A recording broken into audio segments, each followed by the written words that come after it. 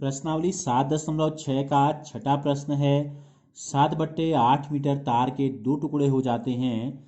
इनमें से एक टुकड़ा 1/4 मीटर है, तो दूसरे टुकड़े की लंबाई क्या होगी हमको बतानी है। तो देखिए, एक तार हम ले लेते हैं। यहाँ पे ये है एक तार, माना इसकी माप जो है ए से बी हम ले लेते हैं, और इसकी जो लंबाई हमको दी गई है कितनी है, 7/8 मीटर। ये पूरा ए से लेकर बी तक जो है 7/8 मीटर है। इसमें से एक टुकड़ा, दो टुकड़े हो गए, माना यहाँ से हो गए, सी से टूट गया ये, और इसके दो टुकड़े हो गए, माना एक टुकड़ा बी सी हमने ले लिया 1/4 मीटर है। तो दूसरा जो टुकड़ा होगा ए सी, वो कितना होगा हमको ये बताना है। एक तार 7/8 मीटर लंबा है, सी से इसके दो टुकड़े हो गए, एक टुकड़ा 1/4 मीटर है, तो दूसरा टुकड़ा कितना होगा।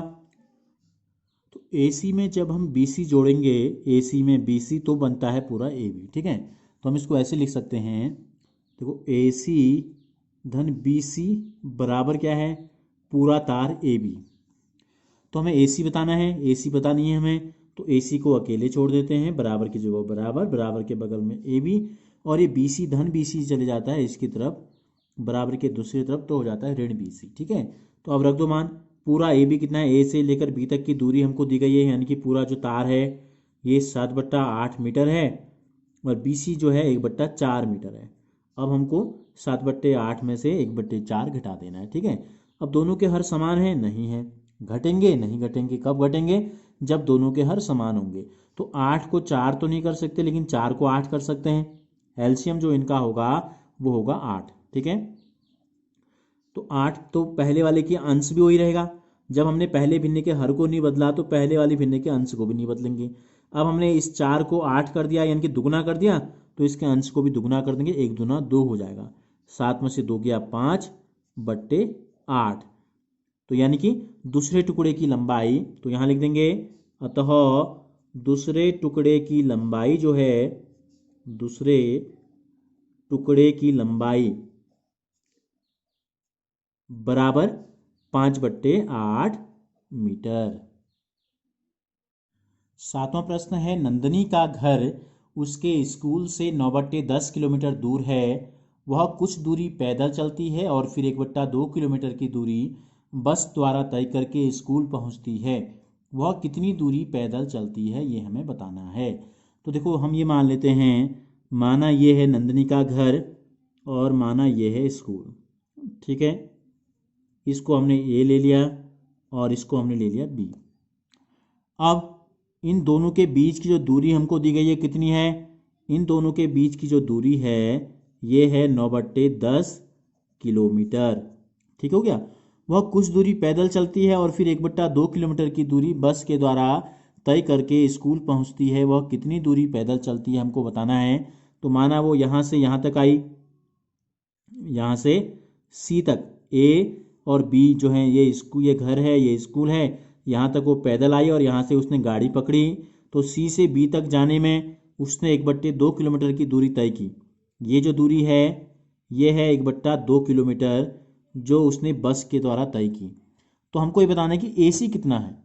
हमें ये बताना है कि उसने अपने घर से सी तक जाने में जो पैदल दूरी तय की, वो दूरी कितनी है। तो इस आकृति को आप देखिए, तो जितना वो पैदल चली, यानी कि AC पैदल गई, और सी से बी वो बस के द्वारा गई, तो कुल दूरी जो उसने तय की, वो घर से लेकर स्कूल की जो दूरी ये आपको दिखाई दे रही है 9/10 किलोमीटर।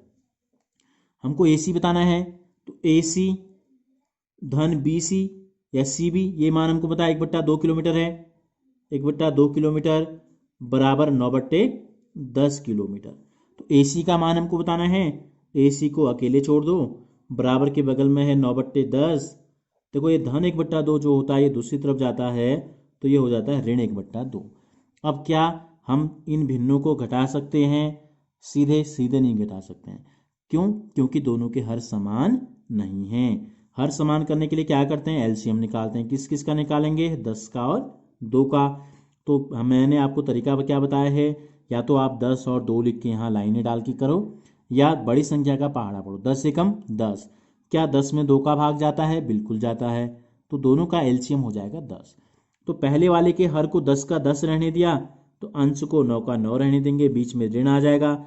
2 को हमने 10 बना दिया, कैसे बनाया, 2 पंजे 10, 5 से गुणा किया तो 1 पंजे 5, 1 को भी 5 से गुणा कर देंगे, 9 में से 5 गया 4/10।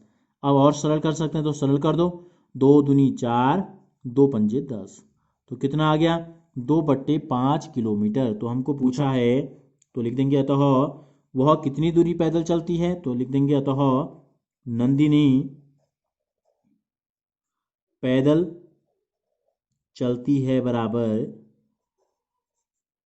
है बराबर 2/5 किलोमीटर।